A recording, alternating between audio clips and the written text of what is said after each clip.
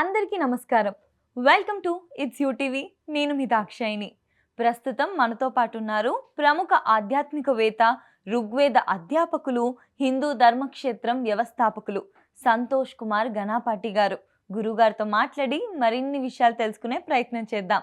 అంతకంటే ముందు ఇటువంటి ఆధ్యాత్మికపరమైన వీడియోస్ కోసం ఇప్పుడే మన ఛానల్ని సబ్స్క్రైబ్ చేసుకోండి. నమస్కారం గురుగారు. నమస్కారం.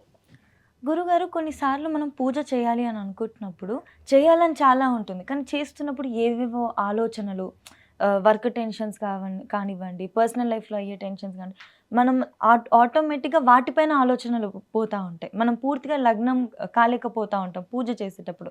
ఇలా చాలామంది కూడా మనకి కమెంట్స్లో అడుగుతున్నారు, మేము పూజ చేయాలనుకుంటున్నామండి, కాకపోతే పూర్తి ఏకాగ్రత పెట్టలేకపోతున్నాము, ఏం చేయాలి అని చెప్పి. అసలు ఇలా జరగడానికి కారణం ఏంటంటారు? సాధారణంగా మనిషి స్వభావము ఎప్పుడూ కూడా చంచలంగానే ఉంటుందండి. ఖచ్చితంగా ఏకాగ్రతతో భగవంతుడిని పూజించడం అనేది 100లో 99 మందికి సాధ్యపడదు.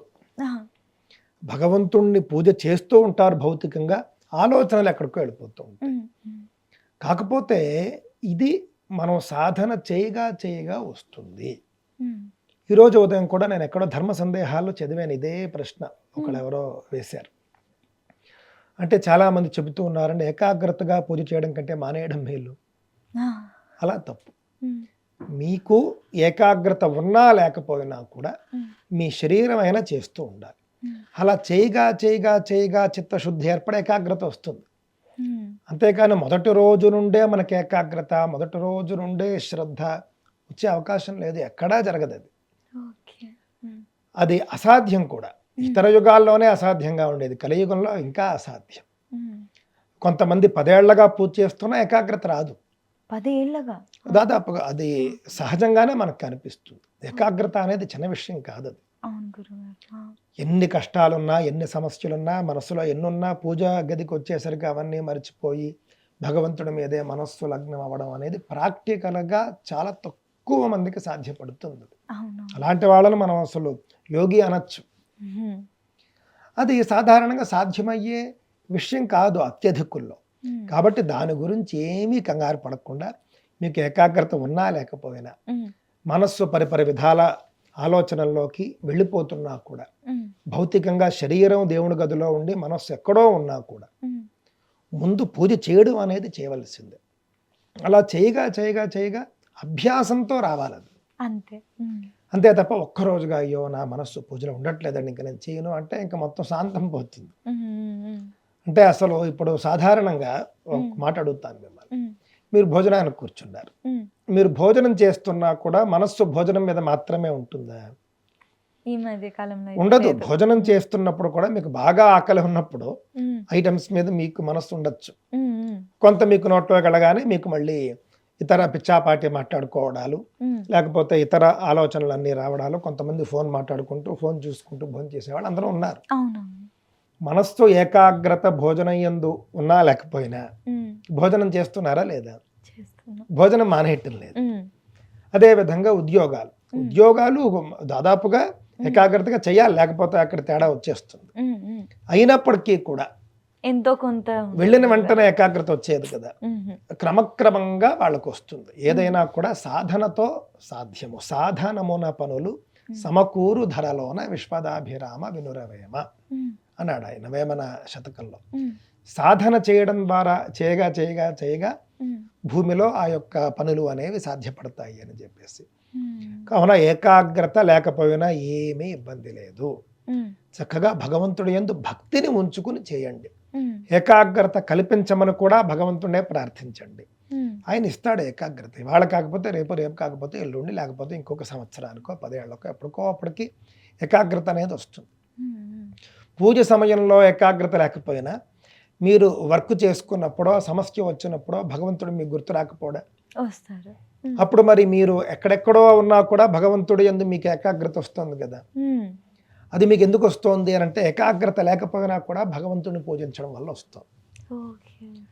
మనం ఉదయం భగవంతుడిని పూజించి మన పనులకు మనం వెళ్ళిపోయినప్పుడు, అక్కడెక్కడైనా సమస్య వచ్చినప్పుడు కళ్ళు మూసుకుని 1-2 సెకండ్లు ఏకాగ్రతగా భగవంతుడిని ధ్యానించగలుగుతాం మనం. అది ఏకాగ్రత వల్లే జరిగేది. అది అంటే ఏకాగ్రత లేకపోయినా పూజలు చేయడం వల్లే జరిగేది. కావున సాధన అనేది ఎప్పుడూ వదిలిపెట్టకూడదు. చాలామంది స్కూల్లో కూడా మా పిల్లవాడు ఏకాగ్రతగా చదవటం లేదండి అని చెప్తూ ఉంటారు. మెల్లగా వస్తాయి, అంతేగాని ఒకేసారి స్కూల్లో చేర్చగానే ఏకాగ్రతగా వాడు మొత్తం ఎక్కాలప్ప చెప్పడాలు ఇవన్నీ జరగవు. మెల్లగా ఉంటుంది. మనిషి బుద్ధి ఎప్పుడూ చంచలంగానే ఉంటుంది. శాస్త్రం అంతా చెబుతున్నదే అది. ఒక కోతి ఏ విధంగా చంచలంగా ఉంటుందో మనిషి మనస్సు అలాగే చంచలంగా ఉంటుంది. అంతే. అందువల్ల చాంచల్యం అనేది సహజ స్వభావము. అది దాని గురించి కంగారు పడాల్సిన అవసరం లేదు. శుభ్రంగా ఏకాగ్రత ఉన్నా లేకపోయినా రోజు అనుకున్న సమయంలో అనుకున్నంతసేపు భగవంతుడిని ధ్యానించడం, పూజ చేసుకోవడం చేస్తే, స్తోత్రం ఏదో ఒకటి క్రమక్రమంగా ఏకాగ్రత సిద్ధిస్తుంది. అంతే. ఏకాగ్రత లేకుండా చేసిన పూజ కూడా ఫలిస్తుంది.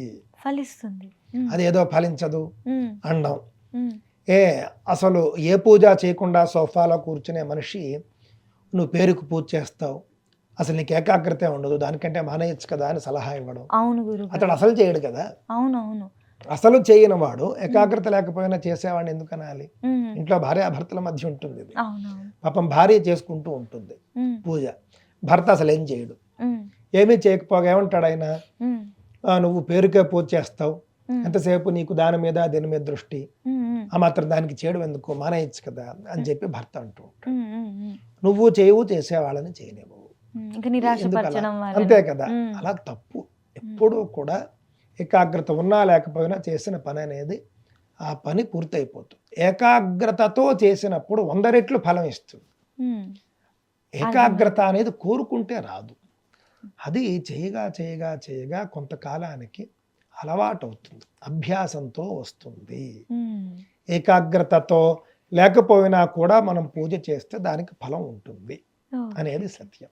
కానీ కరెక్ట్ చెప్పారు గురుగారు. అంటే చాలా మంది కూడా బయట చూసుకుంటే ఇంట్లో మీరు అన్నట్టు భర్త భార్యను అనడమో, లేకపోతే ఎవరైనా ఉపవాసం చేయడానికి ప్రయత్నిస్తుంటే పాలు అవి ఇవి తాగుతుంటే, నువ్వు తింటూనే ఉన్నావు, ఇంకేం ఉపవాసం చేసినట్లు, ఇది ఉపవాసం కిందికి వస్తుందా అని అనడం.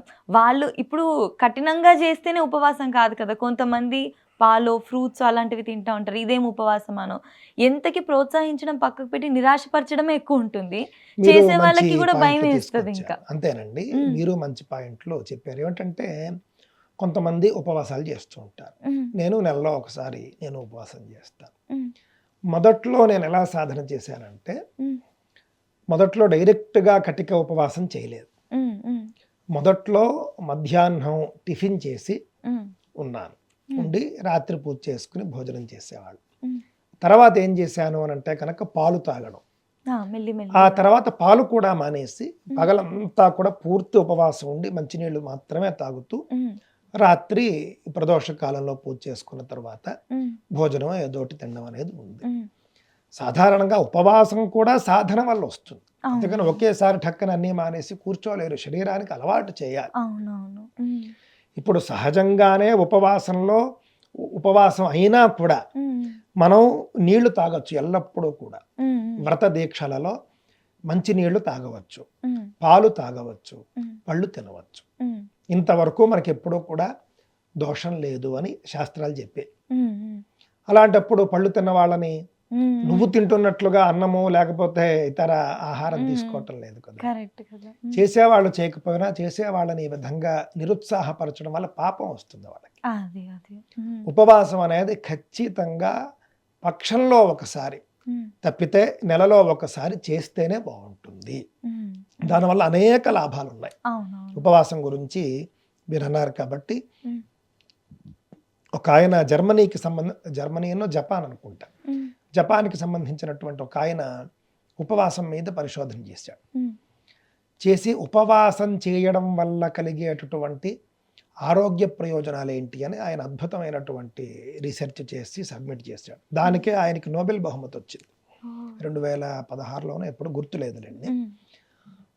ఆటోఫగీ అనేటటువంటి ఒక విధానం ఉపవాసం వల్ల ఎలా జరుగుతుంది అనేది ఆయన చెప్పాడు. ఎప్పటి నుంచో మనం ఉపవాసం చేస్తూనే ఉన్నాం కదా. ఆటోఫగీ అంటే ఏమిటి? నెలలో కానీ పక్షంలో కానీ, పక్షం కంటే తక్కువ వ్యవధిలో ఉపవాసం చేయకూడదు. అందుకే మనకి ఏకాదశి ఉపవాసాలు వచ్చాయి, అంటే పక్షంలో ఒకసారి.